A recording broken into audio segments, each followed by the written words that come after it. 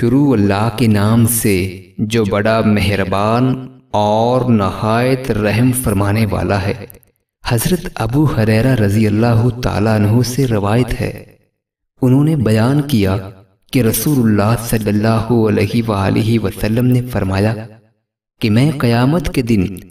تمام اولاد آدم کا سید سردار ہوں گا، اور میں پہلا وہ شخص ہوں گا جس کی قبر شق ہوگی، یعنی قیامت کے دن اللہ تعالیٰ کے حکم سے سب سے پہلے میری قبر مبارک شق ہوگی، اور میں سب سے پہلے اپنی قبر مبارک سے اٹھوں گا، اور میں شفاعت کرنے والا پہلا شخص ہوں گا، یعنی اللہ تعالیٰ کی طرف سے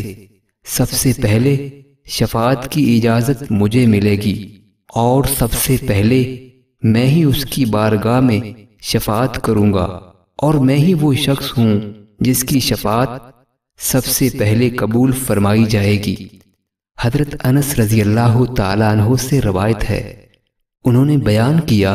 کہ میں نے 10 سال رسول اللہ صلی اللہ علیہ وآلہ وسلم کی خدمت کی۔ آپ صلی اللہ علیہ وآلہ وسلم نے کبھی مجھے اف کا کلمہ بھی نہیں فرمایا، اور نہ کبھی یہ فرمایا کہ تم نے یہ کام کیوں کیا، اور نہ کبھی یہ فرمایا